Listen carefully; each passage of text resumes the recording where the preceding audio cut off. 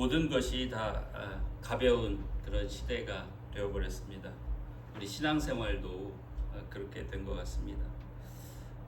세상 사람들보다 더 못한 행실, 세상 사람들보다 더 못한 양심을 가지고 사는 사람들도 교회인이라고 하고, 그런 사람들 중에는 또 교회의 중요한 직분을 맡은 사람들도 있는, 그런 정말 도대체 신앙이라는 게 뭘까 하는 그런 의문을 갖게 하는 그런 모습을 많이 보는 그런 시대가 되었습니다. 남을 보기 전에 우리 자신을 보더라도 참 믿음이 참 가벼워졌습니다. 믿음이라고 하는 것이 정말 구원의 열쇠인데, 그럼에도 불구하고 우리 주변에 또 우리 자신을 살펴볼 때 정말 믿음이 얼마만큼 가벼워졌는지를 보게 되는 경우가 많습니다. 말로만 믿는다고 해도 믿는 것이 되고, 진심 어린 그런 마음과 정성과 또 성령의 인도하심이 없어도 예배에 잘 참석하고 헌금 좀 하고 봉사하는데 열심히 참석하는 모습만 보이면 믿음 좋은 사람이라고 아낌없이 칭찬을 해주는 그런 현실입니다. 그런데 제가 오늘 여러분들에게 꼭 말씀을 나누고 싶은 것은 뭐냐면, 그렇게 믿음이 충만하다 또는 부족하다, 그러한 판단을 우리 스스로가 하고 있는 것 자체가 너무 믿음을 가볍게 보는 것이다 하는 것의 증거라고 생각합니다.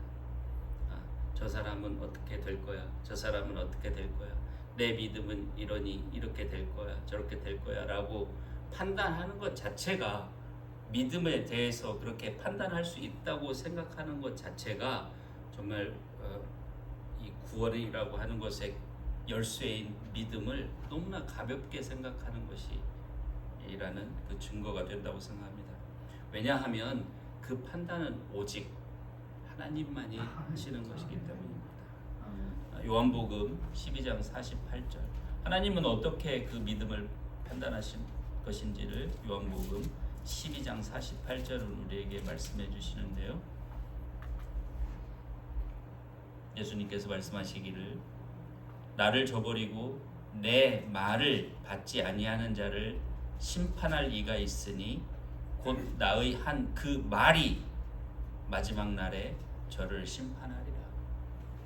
우리를 판단하는 것은 하나님이신데, 그 하나님께서는 무엇으로 우리를 판단하십니까? 바로 그 말씀으로, 하나님의 말씀의 기준에서 우리를 판단합니다. 우리 자신이 아닙니다.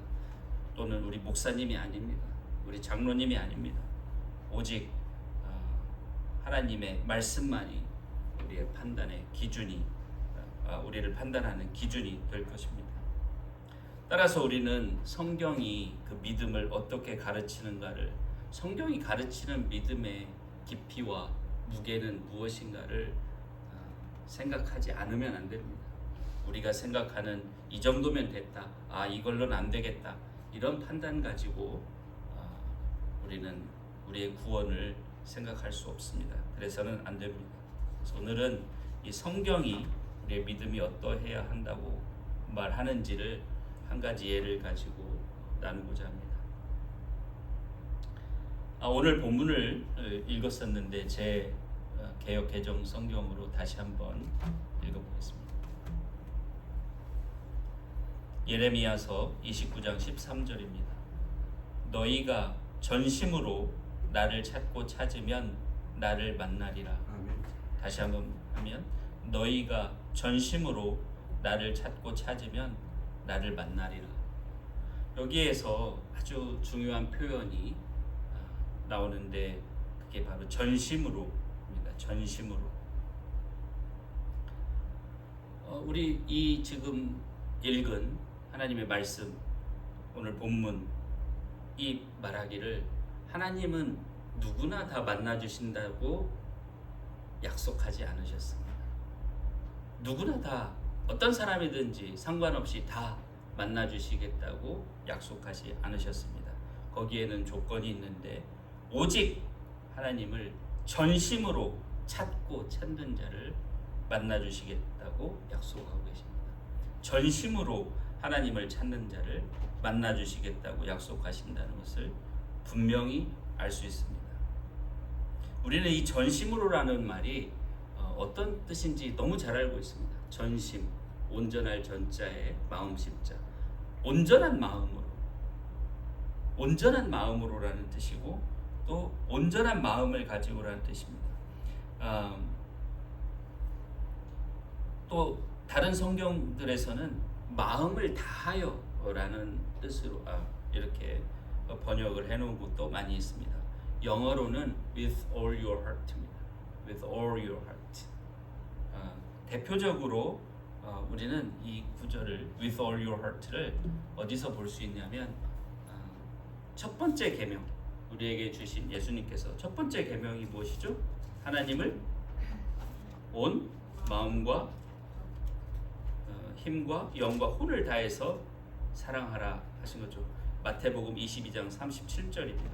마태복음 22장 37절 개역 개정으로 보면 예수께서 가라사대 때 내 마음을 다하고 목숨을 다하고 뜻을 다하여 주 너의 하나님을 사랑하라 하셨으니, 하나님을 사랑하는데 그냥 마음을 다하여 하나만이 아니라 이번에는 마음을 다하고 목숨을 다하고 뜻을 다하여, 영어로는 with all your heart가 나옵니다. with all your heart, with all your soul, with all your spirit, with all your strength, 힘까지 네 가지를 열거해 놓은 그런 성경 번역도 있습니다.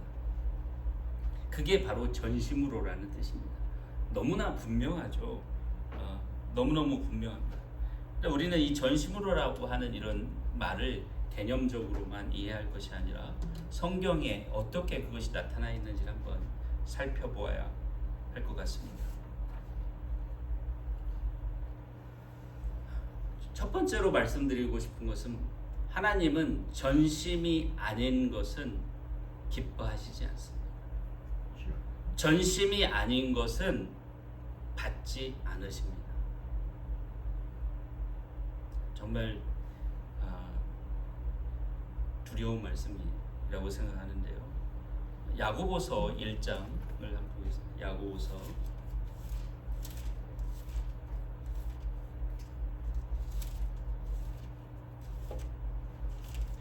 1장 6절부터 8절을 보면 여러분 잘 아시는 구절이라고 믿습니다.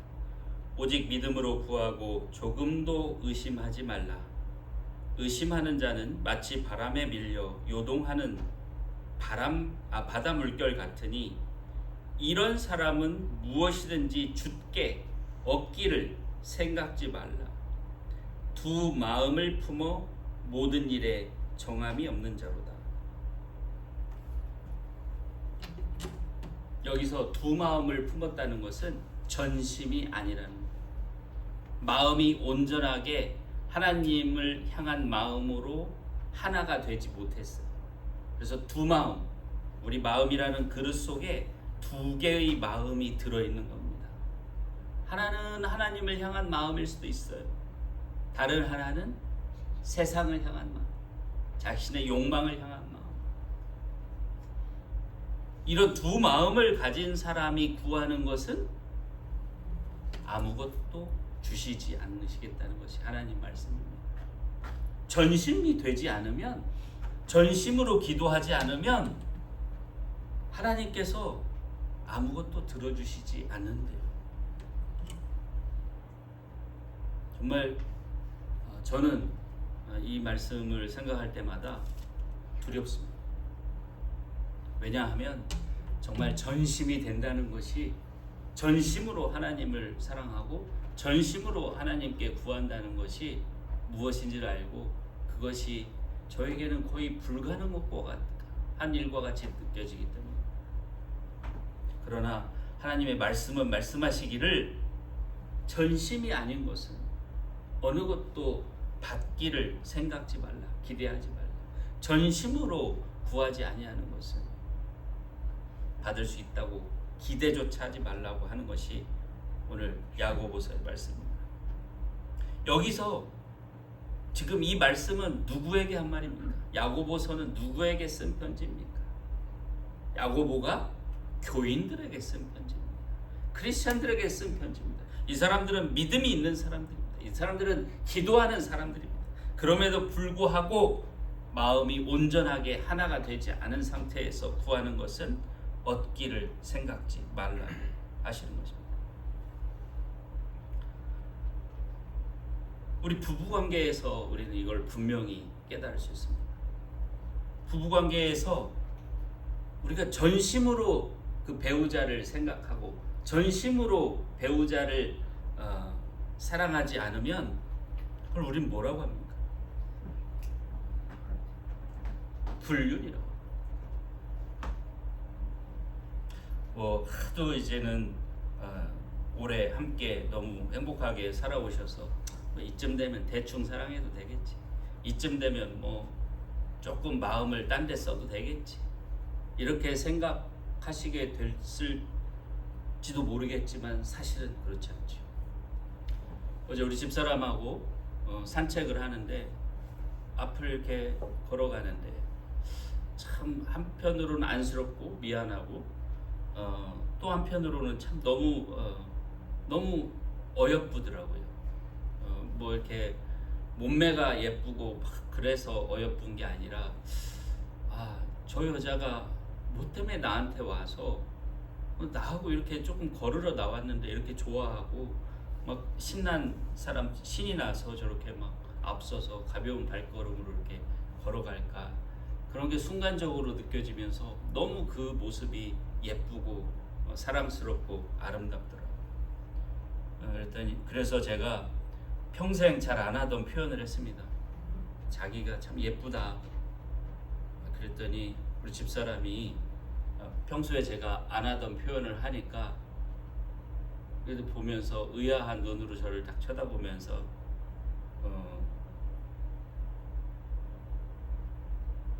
얼마나 궁하면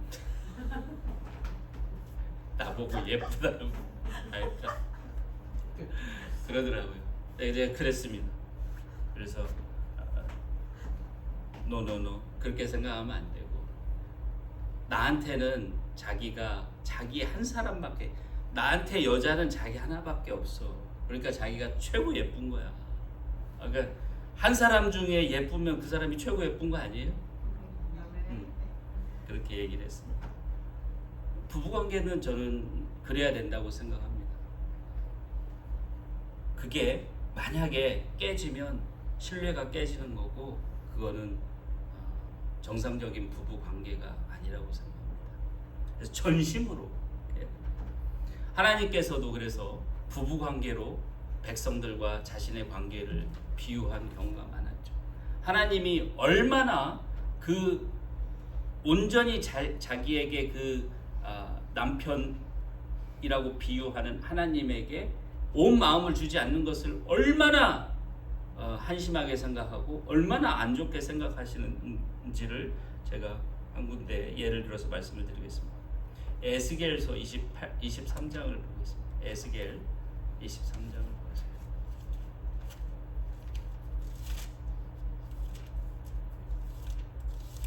에스겔서 23장에 아주 조금 듣기 거북할 정도로 하나님께서 화를 내시는 그런 말씀인데 2절부터 11절까지를 한번 읽어보겠습니다.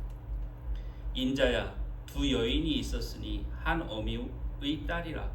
그들이 애굽에서 행음하되, 여기서 이스라엘과 남유다와 북이스라엘 두 나라를 지금 얘기하는 겁니다. 두 여인이라고 비유하는 것은 그들이 먼저 애굽 이집트에서 이집트와 행음을 하되 어렸을 때 행음하여 그들의 유방이 눌리며 그 처녀의 가슴이 어루만진 바 되었었나니 그 이름이 형은 오홀라요 아우는 오홀리바라. 그들이 내게 속하여 자녀를 낳았나니. 그런 여자들이 하나님께 와서 자녀를 낳았나니 그 이름으로 말하면 오홀라는 사마리아요 북이스라엘 왕국이죠. 오홀리바는 예루살렘이라 남유다 왕국. 오홀라가 내 입에 속하였을 때에 내게 속하였을 때 행음하여 그 연애하는 자 곧 그 이웃 아수르 사람을 사모하는 다른 나라 그죠? 그들은 다 자색 옷을 입은 방백과 감독이요 준수한 소년 말 타는 자들이라. 그가 아수르 중에 잘생긴 그 모든 자들과 행음하고 누구를 연애하든지 그들의 모든 우상으로 스스로 더럽혔으며 그가 젊었을 때 애굽 사람과 동침함에 그 처녀의 가슴이 어루만진 바 되며 그 몸에 음란을 쏟음을 당한 바 되었더니 그가 그때부터 행음함을 마지 아니하였느니라. 그러므로 내가 그를 그 정든 자 곧 그 연애하는 아수르 사람의 손에 붙였더니 그들이 그 하체를 드러내고 그 자녀를 빼앗으며 칼로 그를 죽여 그 누명을 여자에게 드러내었나니 이는 그들이 그에게 신분을 행함이니라. 그 아우 오홀리바가 이것을 보고도 그 형보다 음욕을 더하며 그 형의 간음함보다 그 간음이 더 심함으로 그 형보다 더 부패하였느니라. 하나님께서는 하나님만을 의지하고 사랑하지 않고 다른 나라, 힘센 나라, 그리고 힘센 나라가 섬기는 그런 우상들에게 의지하는 그 마음을 이렇게 정말 너무나 입에 담기도 민망한 그런 언어로 질책하시고 혼내십니다. 이뿐만 아닙니다. 여러분 잘 아시는 호세아라는 선지자는 이걸 이 행음하는 이스라엘 민족을 상징해서 혼내시고 가르치시기 위해서 어떻게 했습니까? 창녀와 결혼을 하게 했습니다. 여러분 호세아가 창녀와 결혼한다는 건 무슨 뜻인 줄 아세요? 모세의 율법의 정면으로 위배되는 겁니다. 제사장은 그런 행음한 여자들, 이런 여자들과 절대로 가까이 해서도 안 돼요. 왜냐하면 몸이 정결함을 잃기 때문입니다. 그런데 하나님께서 제사장 호세아에게 행음한 여자, 즉 창기, 그것도 창녀와 결혼을 하라고 하십니다. 그것은 하나님의 진노, 분노를 이스라엘에 대한 하나님만을 섬기지 않고 하나님만을 믿지 않고 다른 것을 또 믿는 그런 것에 대한 분노를 표현한 것이라고 할 수 있습니다. 이렇게 하나님은 전심이 아닌 것을 기뻐하지 않습니다. 기뻐하시지 않는 정도가 아니라 정말 싫어하십니다. 그러니 전심이 아닌 우리의 믿음으로 하나님께 나아간다면 우리가 과연 하나님을 기쁘시게 할 수 있겠습니까? 그래서 하나님은 우리의 심중을 보십니다. 여러분 잘 아시는 말씀 사무엘상 16장 7절에 사람은 외모를 보거니와 나 여호와는 중심을 보느니라. 우리의 심중을 보십니다. 우리 심중에 무엇이 들어있나를 보십니다.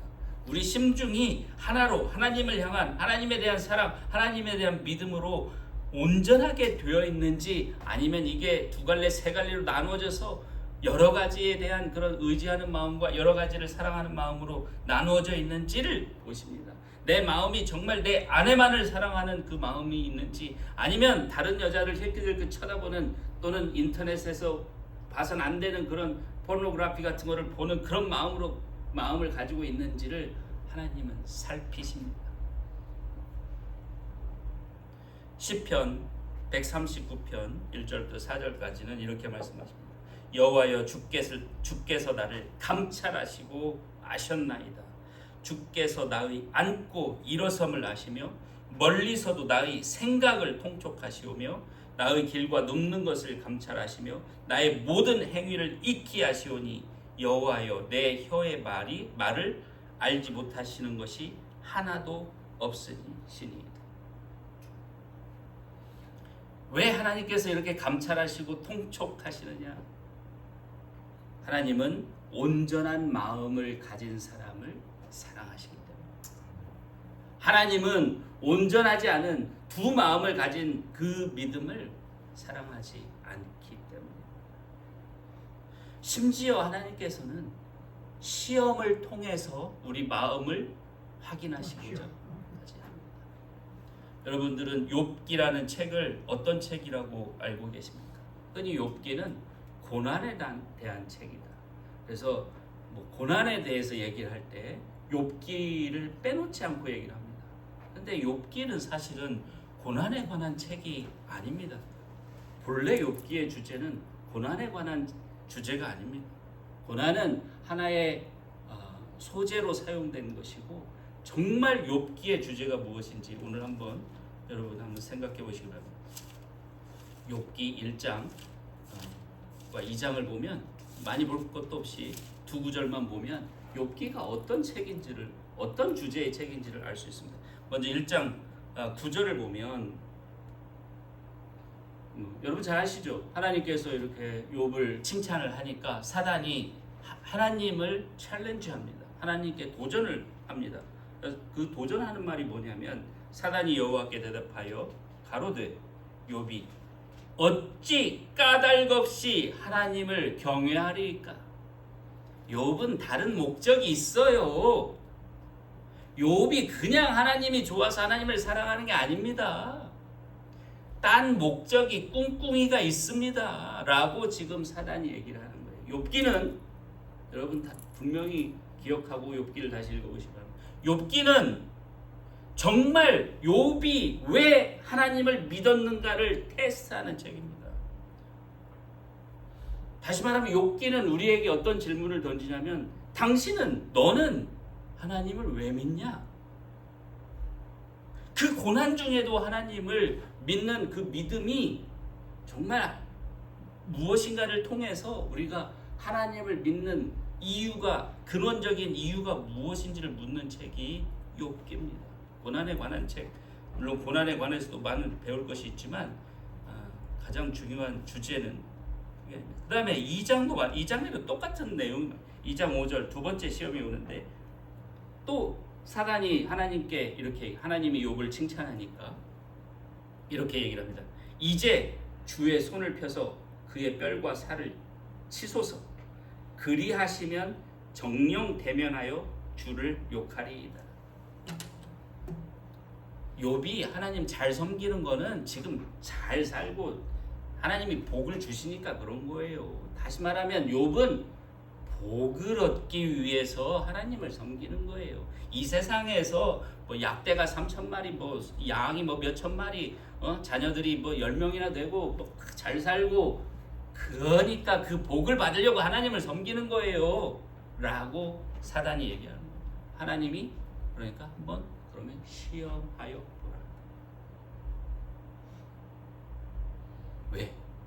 정말 욥이 그 알량한 이 세상에 있는 그 복을 얻기 위해서 나를 섬기는 것인지, 아니면 아무 이유 없이 정말 하나님이 나를 사랑해서 나를 섬기는 것인지를 시험해 보라. 욥기는 그 시험에 관한 책입니다. 그 시험을 뭘 통해서 하냐면 고난을 통해서 한 것뿐입니다. 하나님은 우리 마음속에 어떤 믿음이 있는지를 알고 싶어 하십니다. 보고 싶어 하십니다. 그래서 우리를 테스트하십니다. 여러분, 고난이 올 때 나는 하나님 믿었으니까 모든 것이 다 잘 될 줄 알았는데 왜 나한테 이런 고난이 오지? 그러면 여러분 믿음이 잘못된 거였어요. 고난이 와도 욥처럼 내가 빈손으로 왔은즉 빈손으로 가리라. 나에게 좋은 것도 주셨은즉 내게 고난도 주시리라. 이런 믿음의 고백이 나와야 우리는 참된 그런 하나님을 믿음이라고 생각할 수 있을 거라고 믿습니다. 욥기가 가르치는 것은 바로 이스라엘 백성이 40년 동안 광야를 여러분 행진한 것도 아시죠? 왜 40년 동안 광야를 행진했는지, 그 광야를 방황하게 하나님께서 그렇게 하셨는지 여러분 그 이유를 아세요 혹시? 여러 가지 이유가 있지만 지난번에는 그들을 겸손하게 하고 하나님 말씀으로 산다는 걸 알게 하기 위해서라고 그 점에서 말씀을 드린 적이 있었는데, 또 한 가지 이유가 있습니다. 신명기 8장 2절을 읽어보면요, 내 하나님 여호와께서 이 40년 동안 너로 광야의 길을 걷게 하신 것을 기억하라. 이는 너를 낮추시며 너를 시험하사 네 마음이 어떠한지, 그 명령을 지키는지 아니 지키는지 알려 하시면, 여기서 그 네 마음이 어떠한지의 원어를 보면 무슨 뜻이냐면 네 마음 속에 무엇이 있는지라는 뜻입니다. 네 마음속에 무엇이 있는지를 알기 위해서 40년 동안 광야를 행진하게 됩니다. 다시 말하면 말씀드리는 것은 뭐냐면 하나님께서는 우리 마음속에 뭐가 들어있는지가 너무 궁금하신 분입니다. 우리가 어떤 마음으로 하나님을 섬기고 어떤 마음으로 하나님을 믿는지를 너무 알고 싶어 하십니다. 그래서 시험하신다는 것입니다. 그래서 결론적으로 우리는 전심으로 하나님을 섬겨야 합니다. 전심으로 하나님을 섬기고 하나님을 믿고 하나님을 경외하고 또 하나님을 사랑하는 것이 우리의 구원입니다. 그게 바로 우리의 구원의 믿음입니다. 다시 광야를 행진해야만 했던 이스라엘 백성의 이야기로 돌아가면 그들이 광야를 40년 동안 행진하게 하신 하나님의 이유는 뭐냐면 그들이 하나님을 거역했기 때문이죠. 하나님을 믿지 못하고 멸시했기 때문입니다. 민수기 14장 11절에 그렇게 하나님께서 친히 말씀하십니다. 그래서 그 20세 그날 20세 이상이었던 모든 성인이 다 죽는 날까지 그 40년 동안 광야를 방황하게 하시는데 오직 두 사람의 예외가 있었어요. 여호수아와 갈렙이죠. 근데 여호수아와 갈렙이 예외가 되었었던 그 이유를 하나님께서 직접 말씀하십니다. 그 이유, 여호수아와 갈렙은 죽지 않고 가나안 땅에 들어가리라. 왜냐하면 민수기 14장 24절에 그들은 그 마음이 그 이스라엘 다른 사람들과 달라서 나를 온전히 좇았기 때문입니다. 여기서 온전이라는 말이 이 표현이 with all their hearts입니다. 똑같습니다. 그들의 마음을 다해서 즉 전심으로 하는 것입니다. 이렇게 전심으로 하나님을 섬기고 전심으로 하나님을 믿어야 우리는 구원을 받습니다. 심판이 뭘까? 하나님 앞에 가서 받는 심판이 무엇일까? 이런 의문이 들 수 있습니다. 그 심판이 무엇인가를 얘기해주는 성경 구절이 여러 군데 있지만 한 구절 있는데 제가 자주 인용하고 자주 설교할 때도 사용하는 그런 말씀인데 고린도전서 5장입니다. 고린도전서 5장에 정말 섬뜩한 심판이라는 게 무엇인가를 우리가 섬뜩하게 깨달을 수 있게 해주시는 말씀이 있는데 5장 4절과 5절인데요. 고린도전서 5장 4절과 5절. 사도 바울이 하는 말입니다. 내가 자책할 아무것도 깨닫지 못하나 그러나 이를 인하여 의롭다함을 얻지 못하노라. 내가 나 잘하고 있구나 라고 생각한다고 내가 의롭게 되는 게 아니에요. 그 심판을 의롭다는 심판을 받는 게 아니라는 겁니다. 다만 나를 판단하실 이는 주시니라. 그러므로 때가 이르기 전 곧 주께서 오시기까지 아무것도 판단치 말라. 그가 어둠에 감추인 것들을 드러내고 잘 들으십시오. 마음의 뜻을 나타내시리. 우리 마음속에 있었던 뜻 그것을 나타내셔서 심판하시리. 오늘 아침에 제가 여기 와서 설교를 하는데 그 설교를 하러 오는 목적, 동기, 내 마음 자세가 무엇인지를 드러내서 심판을 하십니다. 아까 욥에 대해서 말씀드렸듯이 욥이 하나님을 섬기고 사랑하고 섬기는데 왜? 복을 받기 위해서? 아니면 정말 하나님을 사랑하기 때문에? 아무 이유 없이? 그걸 드러내서 심판하신대. 여기서 마음의 뜻이라고 하는 표현된 말은 동기라는 뜻입니다. 동기. 여러분이 무엇을 하는 동기, 왜, 이유, 목적 이것까지 드러내서 심판을 하신다는 것을 여기 사도 바울이 써놨습니다. 성경이 말씀하고 있습니다. 그때 각 사람에게 하나님께로부터 칭찬이 있으리라. 칭찬만 있는 게 아니라 벌도 있을 것입니다. 이렇게 우리는 전심으로 하나님을 믿고 하나님을 섬겨야 합니다. 전심이 아닌 것을 하나님은 기뻐하시지도 않으시고, 우리가 전심인가 아닌가를 알기 위해서 하나님은 우리를 시험하시기까지 우리 마음을 감찰하십니다. 우리는 전심으로 하나님을 믿고 전심으로 하나님을 섬겨야지 우리의 믿음이 구원의 믿음이라 할 수 있습니다.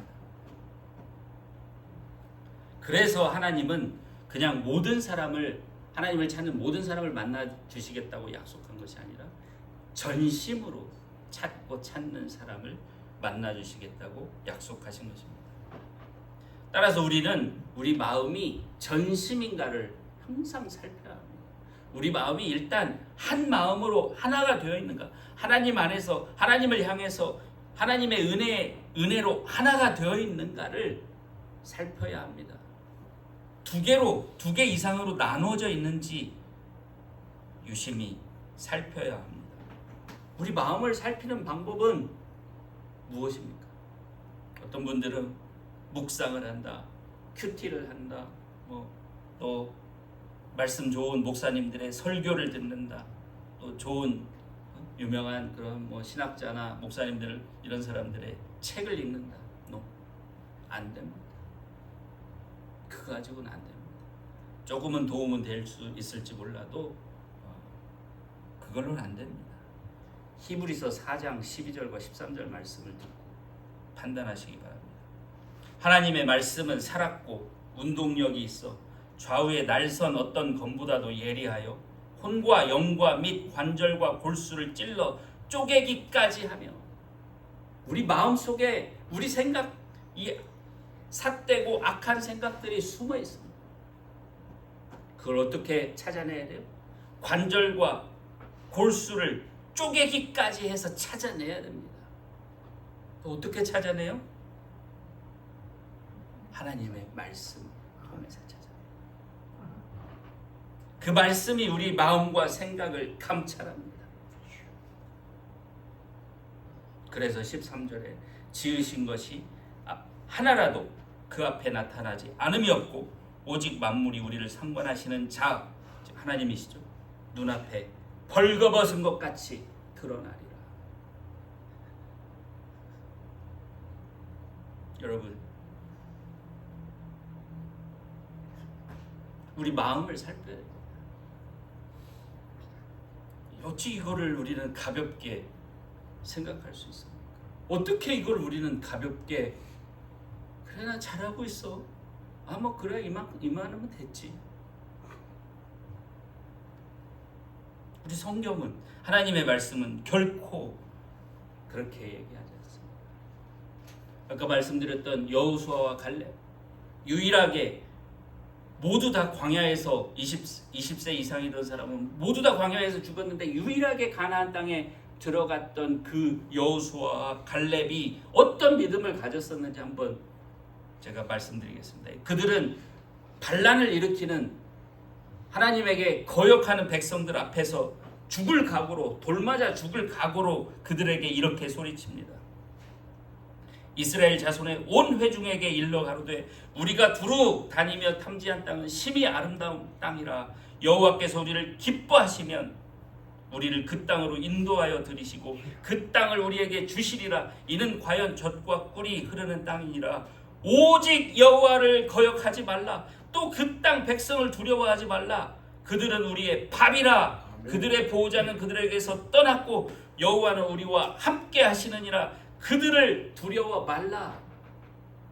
여호수아와 갈렙, 이스라엘 백성들에겐 지금 아무것도 없어요. 병거도 없어요. 칼과 창도 없어요. 이들은 군인도 아닙니다. 막 노예 생활에서, 그 노예 근성 아시죠? 뭔지.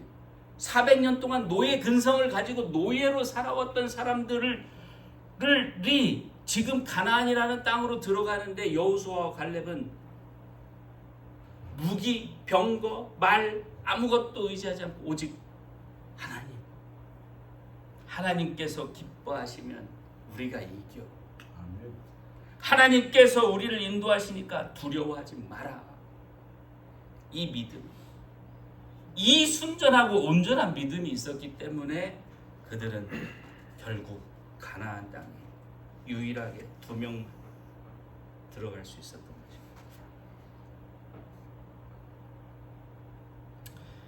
오늘 저희 설교를 들으시면 어떤 분들은 참 나는 잘못했구나, 잘못 믿었구나, 이런 자신에 대한 실망감을 느끼실 수도 있습니다. 또 어떤 분들은 저 사람은 저런 말을 해, 나 잘하고 있는데, 이런 생각을 하시는 분들도 있을 수 있습니다. 그런데 제가 말씀드리는 포인트가 바로 그것입니다. 그건 여러분의 생각에 지나지 않습니다. 그 여러분의 생각, 우리 자신들의 생각을 가지고 구원이 결정되는 게 아니라는 게 제 말씀의 포인트입니다. 우리의 믿음을 보시고 판단하시는 이는 오직 하나님이십니다. 우리가 판단해서 됐다, 안 됐다라고 생각할 수 있다고 생각하는 자체가 믿음이라고 하는 것을 너무 가볍게 생각하는 겁니다. 너무 하찮게 생각하는 겁니다. 내가 좌지우지할 수 있는 걸로 생각하는 것입니다. 그게 아니라고 이 말씀을 드리는 겁니다. 오직 하나님 말씀대로 하면 됩니다. 지금까지 그렇게 못했더라도 오늘부터 하나님 말씀대로 하면 되고, 지금까지 잘해왔다면 또 오늘부터 또 더 잘하면 되는 것입니다. 그 잘하라는 게 뭡니까? 바로 나를 전심으로 찾고 찾으라 하는 겁니다. 나를 전심으로 찾고 찾으라 하는 것입니다. 하나님을. 그래서 오늘 말씀이 자신의 믿음에 대해서 오늘 제 설교를 들으면서 실망하신 분들에게는 희망을 주는 설교였을 거라고 믿습니다. 오늘부터 전심으로 찾고 찾으면 하나님이 나를 다시 만나주신다. 또 자만하셨던 분, 자족하셨던 분이 계신다면 내가 다시 한번 전심으로 하나님을 찾고 있는지 다시 한번 생각해 봐야겠다는 경성을 드렸다면 제 설교가 잘 된 것이라고 생각합니다. 가볍게 우리 믿음에 대해서 판단하지 맙시다. 다른 사람의 믿음에 대해서도 말할 것도 없습니다. 오직 정말 전심으로 하나님을 우리가 찾고 있는지, 전심으로 하나님을 섬기고 있는지만 우리는 우리 자신을 살펴서 해나가면, 지금 당장부터 오늘부터 해나가면 그게 우리의 구원이고 그게 우리에게 가장 큰 은혜가 될 것입니다. 오늘 이 말씀이 정말 우리 모든 사람들에게 어느 누구도 예외 없이 다 구원의 복음의 말씀이 되리라 믿습니다.